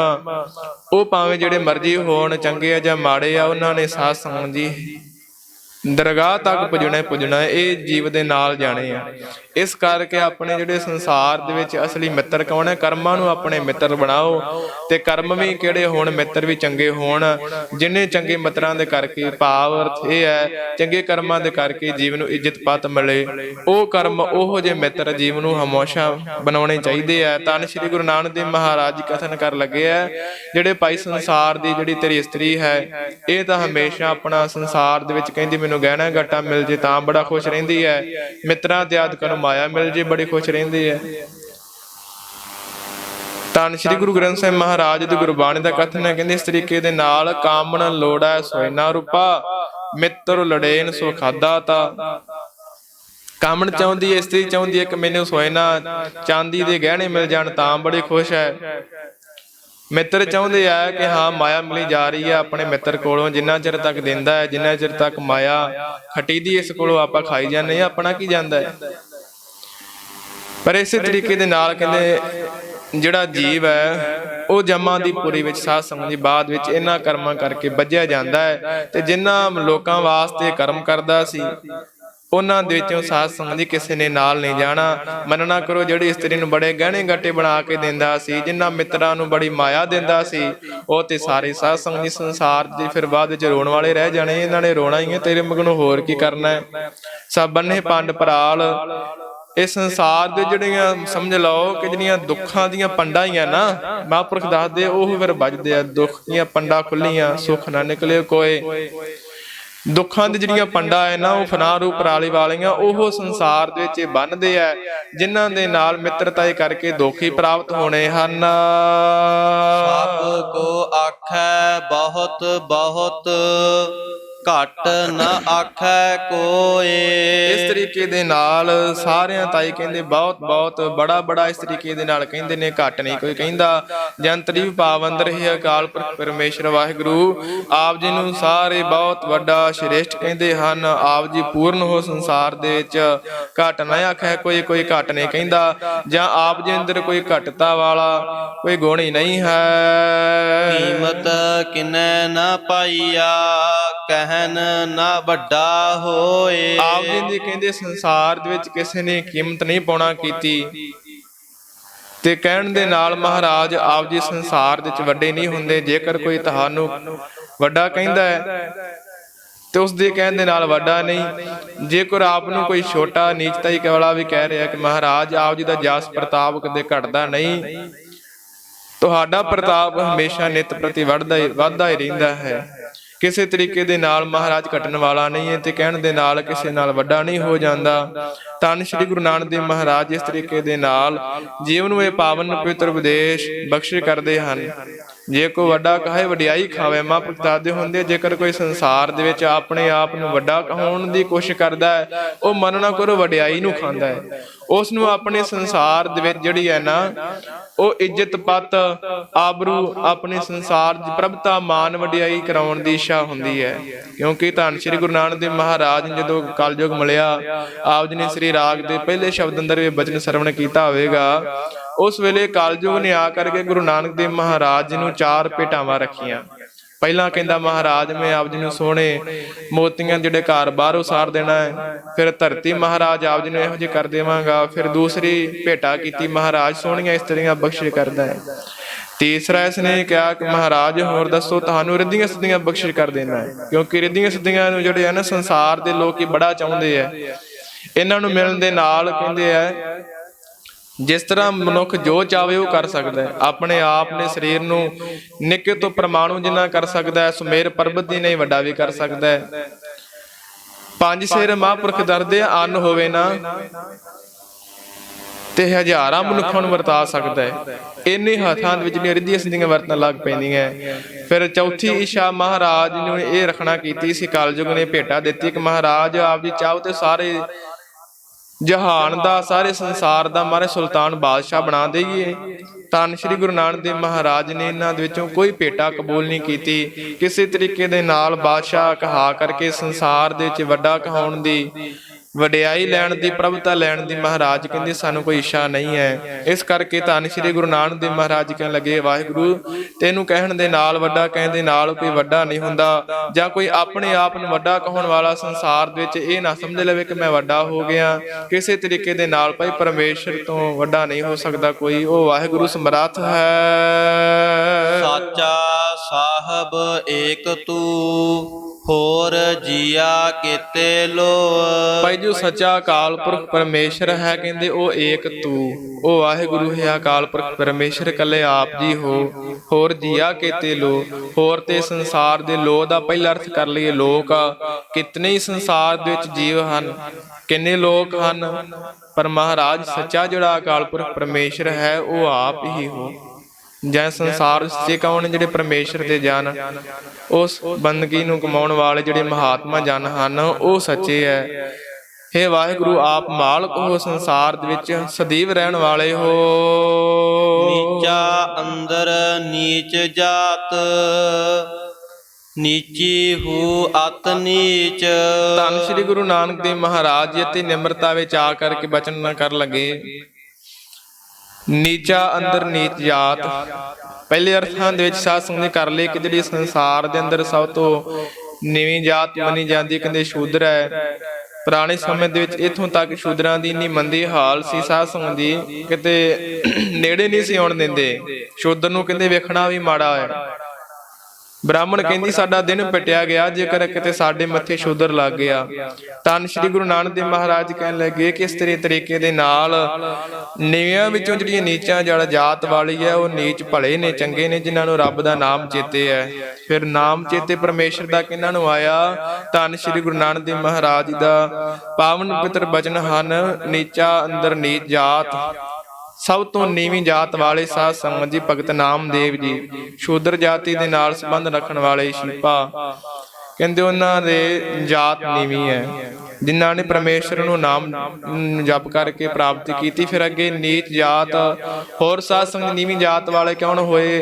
ਭਗਤ ਕਬੀਰ ਸਾਹਿਬ ਜੀ, ਜਿਹੜੇ ਜੁਲਾਹੇ ਸੀ ਸਾਧ ਸੰਗਤ ਜੀ, ਕਹਿੰਦੇ ਉਹਨਾਂ ਨੇ ਰੱਬ ਦਾ ਨਾਮ ਜਪਿਆ। ਵੇਖੋ ਨੀਵੀਂ ਜਾਤ ਵਿੱਚ ਨੀਚੀ ਹੂ ਅਤ ਨੀਚ।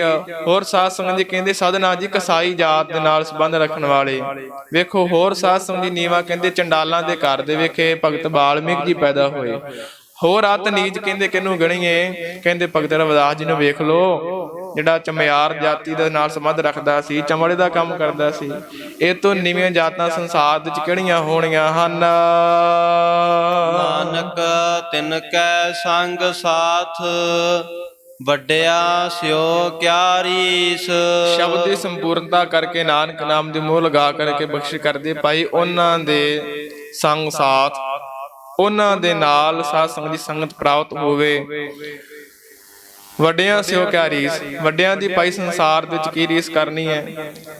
ਤੇ ਰੀਸ ਕਰਕੇ ਉਹਨਾਂ ਦੀ ਘਟਨਾ ਵੀ ਕੀ ਹੈ? ਜਿਨ੍ਹਾਂ ਨੂੰ ਕਿਤੇ ਅਕਾਲ ਪੁਰਖ ਪਰਮੇਸ਼ਰ ਦਾ ਨਾਮ ਸਿਮਰਨੀ ਚੇਤੇ ਨਹੀਂ ਆਇਆ, ਹਮੇਸ਼ਾ ਇਸ ਸੰਸਾਰ ਦੇ ਵਿੱਚ ਕਹਿੰਦੇ ਆ ਸੋਹਣੀਆਂ ਪੱਗਾਂ ਬੰਨ ਲਈਆਂ, ਸੋਹਣੇ ਵਸਤਰ ਪਹਿਨ ਲਏ, ਜਿਹੜੇ ਦੋ ਚਾਰ ਉਹਨਾਂ ਦੇ ਕੋਲ ਟਕੇ ਆ ਗਏ, ਮਾਇਆ ਆ ਗਈ ਤੇ ਟੇਢੇ ਟੇਢੇ ਤੁਰ ਲੱਗ ਪਏ ਸੰਸਾਰ ਦੇ ਵਿੱਚ। ਟੇਢੀ ਪਾਗ ਟੇਢੇ ਚਲੇ ਲਾਗੇ, ਵੀਰੇ ਖਾਨ ਭਾਉ ਭਗਸੋ ਕਾਜ ਨ ਕੁਛ ਮੇਰੋ ਕਾਮ ਦੀਵਾਨ।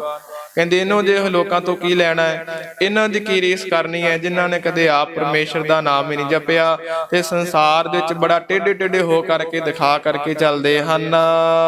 ਜਿੱਥੈ ਨੀਚ ਸੰਭਾਲੀਨ ਤਿੱਥੈ ਨਦਰ ਤੇਰੀ ਬਖਸ਼ੀਸ। ਪਾਵਨ ਪਵਿੱਤਰ ਸ਼ਬਦ ਦੇ ਅਖੀਰ ਸੰਪੂਰਨਤਾ ਵਾਲਾ ਬਚਨ ਕਰਦੇ ਨੇ ਭਾਈ, ਜਿੱਥੇ ਨੀਚ ਸੰਭਾਲਣ, ਜਿੱਥੇ ਇਹੋ ਜਿਹੀ ਨੀਚ ਜਾਤ ਵਾਲੇ ਰੱਬ ਦੇ ਪਿਆਰੇ ਭਗਤ ਕਬੀਰ ਸਾਹਿਬ ਜੀ, ਭਗਤ ਨਾਮਦੇਵ, ਭਗਤ ਰਵਿਦਾਸ, ਭਗਤ ਵਾਲਮੀਕ, ਭਗਤ ਸਧਨਾ ਵਰਗੇ ਇਤਿਆਦਿ ਇਹੋ ਜਿਹੇ ਗੁਰਸਿੱਖ ਸਾਧ ਸੰਗਤ ਜੀ ਜਿਹੜੇ ਨੀਵੀਆਂ ਜਾਤਾਂ ਵਾਲੇ ਵਸਦੇ ਆ ਨਾ, ਉੱਥੇ ਨਦਰ, ਉੱਥੇ ਅਕਾਲ ਪੁਰਖ ਪਰਮੇਸ਼ਰ ਦੀ ਕਹਿੰਦੇ ਕਿਰਪਾ ਹੁੰਦੀ ਹੈ। ਤੇਰੀ ਬਖਸ਼ੀਸ਼, ਤੇਰੀਆਂ ਬਖਸ਼ਾਂ ਵੀ ਸਾਧ ਸੰਗਤ ਜੀ ਕਹਿੰਦੇ ਉੱਥੇ ਵਰਤਦੀਆਂ। ਵੇਖੋ ਸਾਧ ਸੰਗਤ ਜੀ, ਭਗਵਾਨ ਕ੍ਰਿਸ਼ਨ ਜੀ ਸੁਦਾਮੇ ਦੇ ਆਪਣੇ ਗਲੇ ਲਾਇਆ, ਸੁਦਾਮੇ ਨੂੰ ਕਿੰਨੀਆਂ ਬਖਸ਼ੀਆਂ ਦਿੱਤੀਆਂ। ਫਿਰ ਇਸੇ ਤਰੀਕੇ ਦੇ ਨਾਲ ਜਿਹੜਾ ਪ੍ਰੇਮ ਭਗਤ ਬਿਦਰ ਦੇ ਹਿਰਦੇ ਵਿੱਚ ਵੇਖਿਆ, ਉਹ ਪ੍ਰੇਮ ਕਦੇ ਦੁਰਯੋਧਨ ਦੇ ਹਿਰਦੇ ਵਿੱਚ ਥੋੜੀ ਨਾ ਆਇਆ, ਵੇਖਣ ਨੂੰ ਮਿਲਣ ਨੂੰ ਮਿਲਿਆ ਹੈ। ਉਸ ਦੇ ਵੱਡੇ ਮਹਿਲ ਬਾੜੀਆਂ ਛੱਡ ਕਰਕੇ ਭਗਵਾਨ ਕ੍ਰਿਸ਼ਨ ਜੀ ਸਾਧ ਸੰਗਤ ਜੀ ਭਗਤ ਬਿਦਰ ਦੀ ਕੁਟੀਆ ਦੇ ਵਿੱਚ ਗਏ, ਉਹਦਾ ਲੂਣਾ ਸਾਗ ਖਾਧਾ। ਇਸ ਤਰੀਕੇ ਦੇ ਨਾਲ ਉਹ ਰੱਬ ਦੇ ਪਿਆਰੇ ਸਾਧ ਸੰਗਤ ਜੀ ਭਾਵੇਂ ਨੀਵੀਂ ਜਾਤ ਵਾਲੇ ਨੇ, ਚੰਗੇ ਹਨ ਜਿਨ੍ਹਾਂ ਨੂੰ ਪਰਮੇਸ਼ਰ ਦਾ ਨਾਮ ਚੇਤੇ ਆਇਆ। ਇਸ ਤਰੀਕੇ ਦੇ ਨਾਲ ਦੂਸਰਾ ਅਰਥ ਮਹਾਂਪੁਰਖਾਂ ਵੀ ਕੀਤਾ, ਨਾਨਕ ਤਿਨ ਕੈ ਸੰਗ ਸਾਥ, ਵੱਡਿਆ ਸਿਓ ਕਿਆ ਰੀਸ। ਭਾਈ ਉਹਨਾਂ ਨੀਵੀਂ ਜਾਤ ਵਾਲੇ ਮਹਾਂਪੁਰਖਾਂ ਦੇ ਨਾਲ ਤੇ ਸੰਗ ਸਾਥ, ਉਹਨਾਂ ਦੀ ਸੰਗਤ ਪ੍ਰਾਪਤ ਹੋਣੀ ਤਾਂ ਭਾਈ ਵੱਡਿਆਂ ਭਾਗਾਂ ਦੀ ਗੱਲ ਹੈ। ਧੰਨ ਸ਼੍ਰੀ ਗੁਰੂ ਗ੍ਰੰਥ ਸਾਹਿਬ ਮਹਾਰਾਜ ਦੇ ਬਚਨ ਹੈ, ਜਿਨ ਕੇ ਭਾਗ ਵੱਡੇ ਹੈ ਭਾਈ, ਤਿੰਨ ਸਾਧੂ ਸੰਗ ਮੁਖ ਜੁਰੇ। ਉਹਨਾਂ ਦੇ ਮੁਖੜੇ ਜਿਹੜੇ ਨੇ ਨਾ ਰੱਬ ਦੇ ਪਿਆਰਿਆਂ ਦੇ ਨਾਲ, ਸਾਧੂਆਂ ਦੇ ਨਾਲ ਜੁੜੇ ਨੇ, ਜਿਨ੍ਹਾਂ ਦੇ ਭਾਗ ਵੱਡੇ ਹਨ। ਸੋ ਇਸ ਕਰਕੇ ਉਹਨਾਂ ਦੇ ਸੰਗਤ ਪ੍ਰਾਪਤ ਹੋਣੀ ਬੜੇ ਮਾਣ ਵਾਲੀ ਗੱਲ ਹੈ। ਵੱਡਿਆ ਸਿਓ ਕਿਆ ਰੀਸ, ਕਹਿੰਦੇ ਵੱਡੇ ਪੁਰਖ ਉਹਨਾਂ ਰੱਬ ਦੇ ਪਿਆਰਿਆਂ ਦੀ ਕੀ ਰੀਸ ਕਰ ਸਕਦੇ ਆ? ਕਦੇ ਵੀ ਨਹੀਂ ਕਰ ਸਕਦੇ, ਜਿੰਨਾ ਮਰਜ਼ੀ ਜੋ ਰਾ ਲੈਣ। ਇਹ ਵੀ ਅਰਥ ਵੱਡੇ ਮਹਾਂਪੁਰਖਾਂ ਨੇ ਕੀਤਾ ਹੈ। ਇਸ ਤਰੀਕੇ ਦੇ ਨਾਲ ਸਾਧ ਸੰਗਤ ਦੇ ਪਾਵਨ ਪਵਿੱਤਰ ਸ਼ਬਦ ਦੀ ਕਥਾ ਵਿਚਾਰ ਆਪ ਜੀ ਨੇ ਸਰਵਣ ਕੀਤੀ ਹੈ। ਧੰਨ ਸ਼੍ਰੀ ਗੁਰੂ ਗ੍ਰੰਥ ਸਾਹਿਬ ਮਹਾਰਾਜ ਦੀ ਕਿਰਪਾ ਸਦਕਾ ਗੁਰਬਾਣੀ ਦੀ ਵਿਚਾਰ ਕਰਦੇ ਆ, ਗੁਰਬਾਣੀ ਦੇ ਅਰਥ ਕਰਦੇ ਆ। ਏਕ ਨਹੀਂ ਬੇਅੰਤ ਬੇਅੰਤ ਪ੍ਰਕਾਰ ਦੀਆਂ ਭੁੱਲਾਂ ਗਲਤੀਆਂ ਤਰੁੱਟੀਆਂ ਹੋ ਜਾਣੇ ਸੁਭਾਵਕ ਨੇ। ਧੰਨ ਸ਼੍ਰੀ ਗੁਰੂ ਗ੍ਰੰਥ ਸਾਹਿਬ ਮਹਾਰਾਜ ਗੁਰੂ ਕਾ ਖਾਸ ਰੂਪ ਖਾਲਸਾ ਸਾਧ ਸੰਗਤ ਜੀ, ਆਪ ਜੀ ਬਖਸ਼ਣਹਾਰ ਹੋ, ਬਖਸ਼ ਲੈਣਾ। ਇੱਥੇ ਹੁਣ ਦੋ ਪੰਕਤੀਆਂ ਪੜ੍ਹ ਕਰਕੇ ਸਮਾਪਤੀ ਹੈ ਜੀ। ਨਾਨਕ ਤਿਨ ਕੈ ਸੰਗ ਸਾਥ, ਵੱਡਿਆ ਸਿਓ ਕਿਆ ਰੀਸ। ਜਿੱਥੈ ਨੀਚ ਸੰਭਾਲੀਨ ਤਿੱਥੈ ਨਦਰ ਤੇਰੀ ਬਖਸ਼ੀਸ। ਵਾਹਿਗੁਰੂ ਜੀ ਕਾ